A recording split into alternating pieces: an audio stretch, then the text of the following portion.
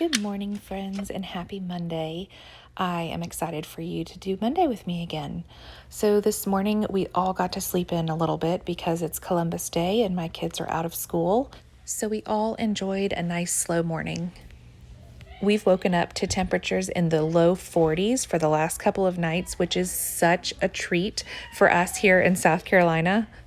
Once I enjoyed my hot coffee, it was time to reset the kitchen.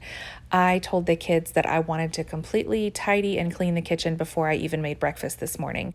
So they started chores and laundry and went outside and played while I got started in the kitchen. My youngest is helping with dishes this week, so he loaded up the dishwasher while I started putting things back where they belonged. Then I thought through my goals for the day and finished cleaning up the kitchen. Mondays, primarily for me, are about setting myself up for success for the rest of the week. So I'm going to do a little bit more cleaning around the house, laundry, and plan our meals for the week. Next, I wanted to get some broccoli sprouts growing. If you've never done sprouts before, I would highly suggest starting with broccoli sprouts. There are so many incredible benefits. Broccoli sprouts provide immune support, it promotes healthy liver function, brain function, supports your body's natural elimination of toxins. They promote gut health and regularity. They support healthy energy levels and post-workout recovery. My plan for this week is to add a good little handful of broccoli sprouts to my morning smoothie every day. I purchased this 1-pound bag of organic broccoli seeds from Azure Standard for about $15. Once you've soaked them overnight, you simply rinse them 3 times a day in some sort of sprouting vessel. I just use a quart mason jar with a strainer end on it. And then on the 4th or 5th day, you are going to set them in indirect sun so that they can green up really nicely for 12 to 24 hours. Then you're going to rinse them one last time, pat them dry, and store them in a glass container in your fridge where you can use them for up to 5 to 7 days. Next, I stopped what I was doing for about 5 minutes to sew up the side of my son's favorite bear. He's also in need of quite a bit more stuffing, but Charlie is happy with him for now. Since the weather has been absolutely gorgeous, I have finally been motivated to get outside and start working on reclaiming my garden areas. This 25-foot row had sunflowers, and it also holds my 7 or 8 raspberry bushes. They are very young cuttings, but they almost all of them, produce raspberries this year. So I expect them to just really take off next year. You can see them there toward the end. The next thing on our to-do list for these raspberries is to put up some supports so that they are up off the ground. This bed only took me about 30 minutes to weed. My mom gave me a really good pair of gardening gloves back in the spring, and that made the job so much easier, and I avoided grabbing any sand spurs with my bare hands. I also wanted to tackle this bed on the side of the house. This is where I have quite a few perennial herbs planted, along with some small rose bushes, gardenias, and other perennial flowers like gladiolus and echinacea. This bed was a lot more work. It took me a little over an hour, and my back and legs are killing me. But it feels great to have it done, and now I can finally turn my attention to my vegetable garden, which is in the worst state I think it has ever been in, and I'm really not entirely sure how I am going to tackle it, but we will get it done. I'm thinking we might just have to start with weed eating it, and then I'm going to take the weed torch to the majority of it, one section at a time, and then we plan to cover the entire vegetable garden with a silage tarp for the winter to hopefully kill off the weed seeds and get us prepped and ready for spring planting. My teenagers are without a vehicle right now, so I went with my son to the ranch where he works. He is taking care of his boss's cows this week, and I love going over there with him whenever I get the opportunity. It's so peaceful, the land is gorgeous, the cows are sweet, and it's calving season, so we got to see all the little calves that have been born in the last few weeks. And they weren't in need of any extra bales of hay, so this little trip didn't take long. These are British white cows. They actually were dairy cows in Great Britain for hundreds of years, but now they're primarily raised for meat. As soon as we got back home, I switched gears into dinner prep. This is our very last week of volleyball practice, and our final tournament is on Saturday. So I just need to get through tonight, Wednesday, and Thursday, and we'll be in the clear.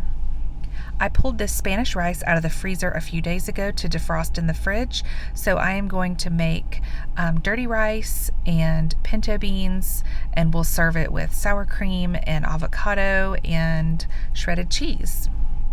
I never measure when I'm making beans or rice in the Instant Pot.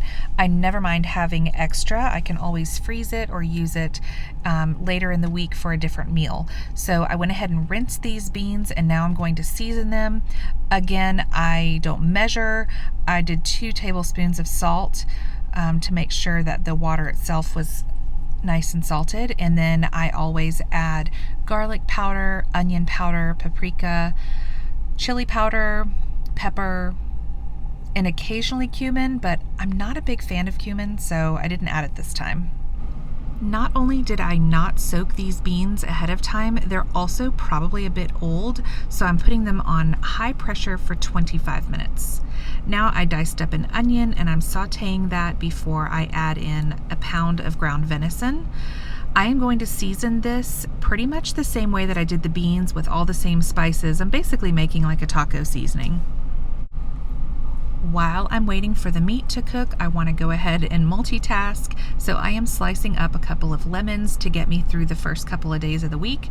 As I mentioned in one of my previous videos, I've been on a big kick with putting lemon in my water or my unsweet tea. It just has been encouraging me to drink more throughout the day. Now I'm starting 2 loaves of whole wheat sandwich bread to get us through the next couple of days. I start with warm water, yeast, honey, and about 4 cups of all-purpose or bread flour. I'm going to mix that together and let it sponge for 10 or 15 minutes while I go into the laundry room and use my Nutrimill to grind some wheat for the rest of the recipe. A store-bought loaf of bread averages about 27 ingredients, so that's always a good reminder to me that it's worth my time to make freshly ground whole wheat bread for my family. There are so many benefits, and it only takes me about an hour and a half, and most of that time is just spent waiting for it to rise and bake. While the wheat was going through the mill, I went ahead and cut up these avocados. These bags of small or mini avocados from Walmart are only like $2.50 for a bag of 5 or 6, I believe. So that's a really good deal. These were very green when I bought them, so I just put them on the counter and now they're ready to be eaten. To my sponged dough, I am adding the whole wheat flour, a little bit of Vital Wheat gluten to help it be nice and fluffy, as well as some melted butter, a little more honey, and a tablespoon of salt. Now I just add cup after cup of freshly milled flour until the dough pulls away from the sides and forms a nice dough ball, and then I let it knead for probably a good 5 to 7 minutes before I pull it off the mixer and stick it in the oven on the bread-proof setting to let it rise for about 30 minutes. While I was in full-on productive multitasking mode, I heard a crash in the laundry room. I had put my son's football cleats in the dryer because I'd washed them over the weekend and they were still really wet. And it was making the dryer knock around so much that this big bottle of peppermint Castile soap slid off the dryer, busted open, and probably a cup and a half or 2 spilled onto the floor. That was quite a mess to clean up, but it smells really good in there now. Now I'm going to mix together the Spanish rice that had been in the freezer with our ground venison, which is seasoned and mixed in with some sauteed onions. I'm mixing it in really well. Then I'm going to cover it with foil and stick it in the oven while my top oven preheats for the bread. This is going to allow the cold rice to heat up and all the flavors to mesh really well, and it'll just be nice, quick and easy to serve when it's time. My dough has nicely risen. It's at least double in bulk, so I knead it for a few more minutes, shape it into loaves, and stick it back in to rise. At this point, we had to leave for volleyball, so I asked one of my twins to stick it in the oven for me at 350 for 28 minutes. It turned out perfectly, and now we have delicious homemade bread for the next couple of days worth of sandwiches. Some things I did not film today were all the loads of laundry that I washed, folded, put away, and some of which I hung on the clothesline. I will take that load down and bring it in as soon as I get home this evening. I enjoyed sharing my Monday with you, and I hope you had a great day as well. Thanks for watching.